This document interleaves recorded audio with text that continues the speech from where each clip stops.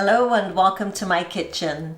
In this video, I'm going to show you how to make a very traditional Gujarati dish called Dal Dhokli. And Dal Dhokli is basically a spiced up roti that's cooked in a Gujarati dal.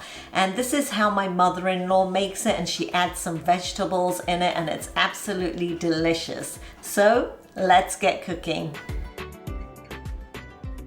Now the first step is to make a Gujarati dal, and if you don't know how to make it or you want to try a new recipe, then check out my video. I'll put a link up here and I'll show you exactly step by step how I make Gujarati dal at home. So I actually make quite a bit of dal and I like to keep it in containers in the freezer, so if I need a little bit of dal, it's always ready to go and it freezes really well. So here I've got about 1 cup of the dal and I'm going to wait for this to defrost.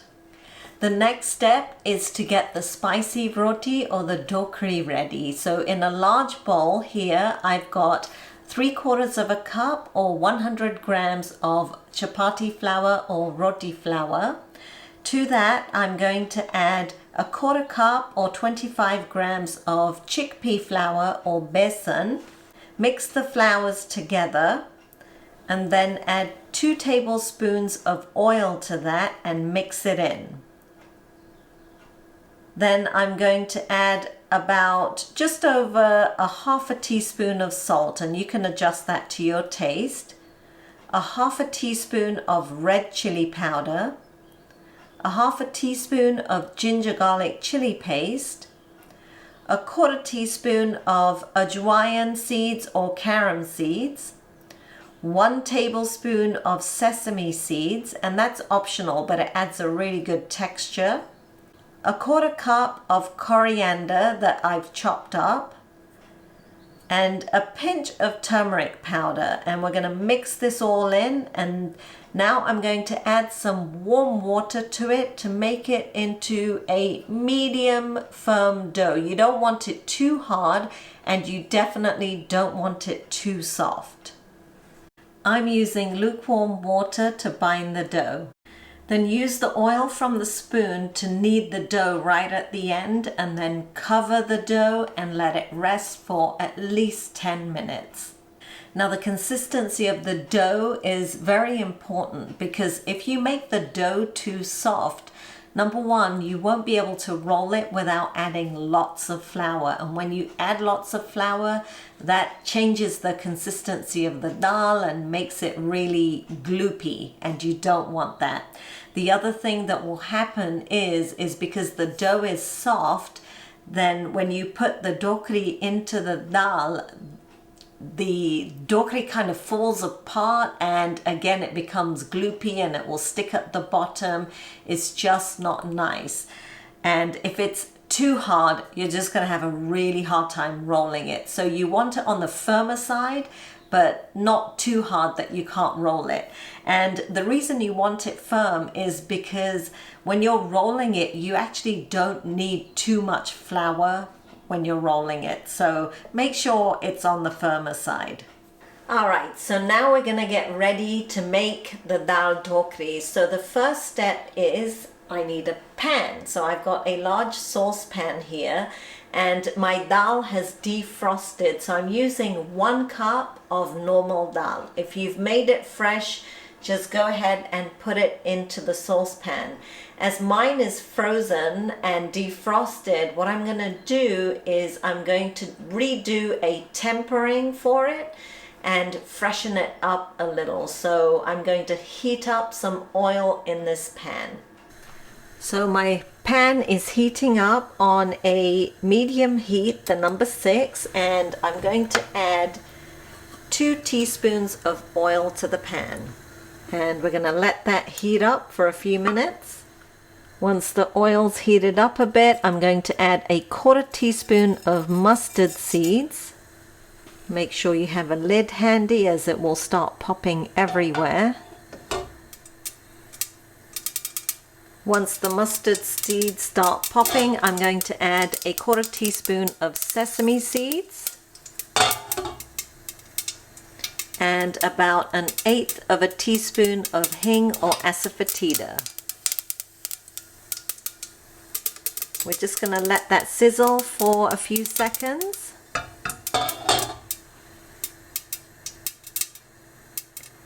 And then I'm going to add my dal in there.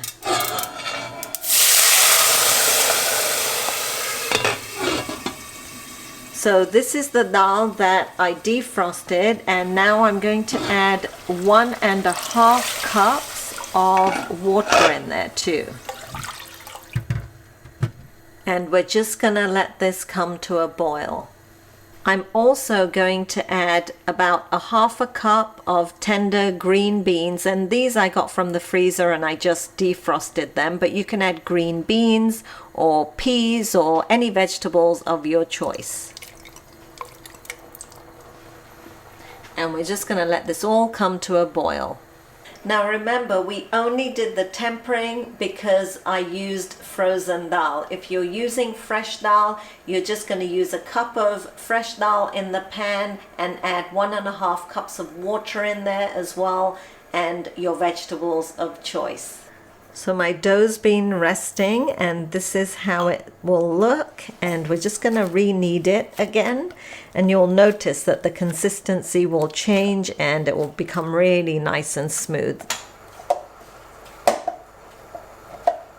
So my dough is really nice and smooth, and I'm going to make it into balls about the size of roti balls, so how it fits into my hand, maybe a little bit bigger. Alright, so I made 6 roti-sized balls from the dough, and you're going to need a rolling pin and a bowl or a container with some chapati flour in there, because we're going to need to use that when we're rolling. And you're going to need a knife because we're going to cut the roti into squares or diamond shapes. So I'm going to take one ball and flatten it in my hand, put it in the flour and shake off any excess flour. Then I'm going to start rolling it. And I want to make it thinner than I would a roti, so about 1.5 millimeters thick, maybe even 1 millimeter thick. Because what happens is when this goes inside the dal, they thicken up. They kind of absorb all the moisture and become really like quite a bit thicker, almost twice as thick. So try and make it as thin as you can. So you can see that there's not much flour on there. I only took the flour once, and this is nice and thin. My dal has come to a boil now, so I'm actually going to turn the heat down to a medium low, the number 3. So you want to have it simmering like this. You want to continue to simmer. So here is my first roti, and I'm going to cut it into small diamond shapes. And you can cut them as big or as small as you like, and then pile them up on your hand.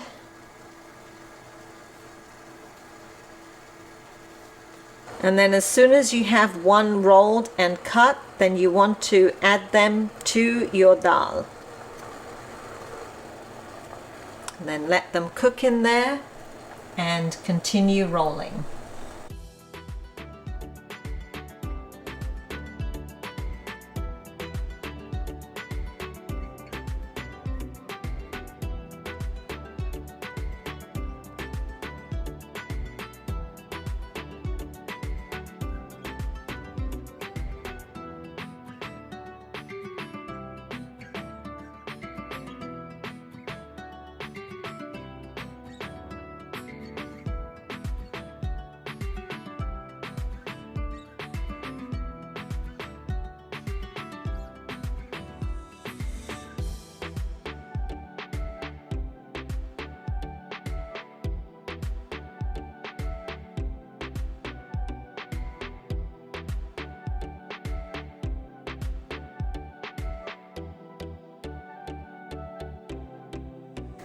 Now, if you're thinking that you can roll them all, cut them and make piles and then put them in at the same time, definitely don't do that because they will stick together in there. You've got to do them one at a time. And if it starts to look a little bit thick or there's not enough water in there, then go ahead and add hot water.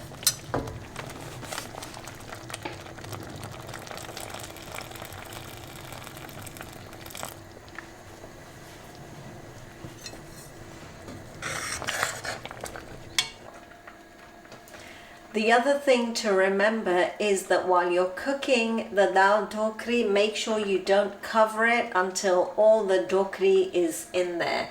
And then for the last few minutes you can cover it just for a little bit, but you need to make sure that it doesn't stick at the bottom. And also, rather than a ladle like this to stir it, I think a flatter spoon like this is going to be much better. So make sure you use a spoon like this. So my dal's been simmering for a minute or so, and now I want to taste it. The dal should be sweet and sour and there should be enough salt in there. So I'm going to give it a taste and adjust the seasonings. This spoon is definitely better for stirring. I'm going to add a little bit more sugar, salt, and some lemon juice in there too. So I'm going to add about 2 teaspoons of lemon juice in here, 1 teaspoon of sugar, and about 1/4 teaspoon of salt. Maybe a little bit more, but you can adjust that to your taste. I'm just going to mix that in.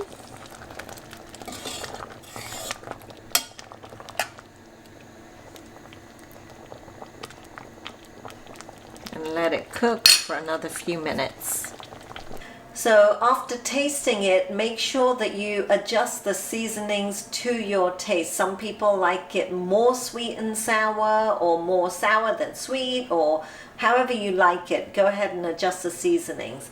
And this has been simmering for a few minutes here now, and the way I tell that it's cooked is that it slightly starts to stick at the bottom. So I'm going to check it.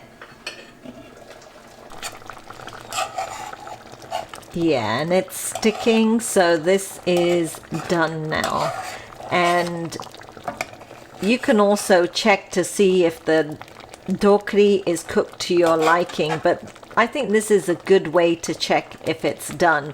Also, remember not to have your heat too high, so mine is on a medium-low. So my heat's going to be turned off, and I'm going to garnish this with a little bit of coriander.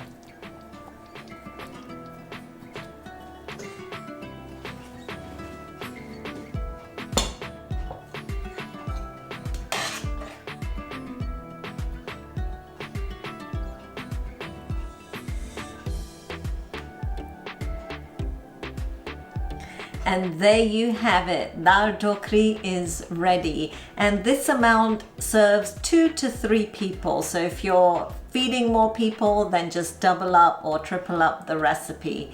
I hope you guys enjoyed watching this video. If you did, don't forget to give me a thumbs up and subscribe to my channel. And if you're liking my recipes, then definitely share them with your family and friends. I'll see you all soon for some more cooking inspiration.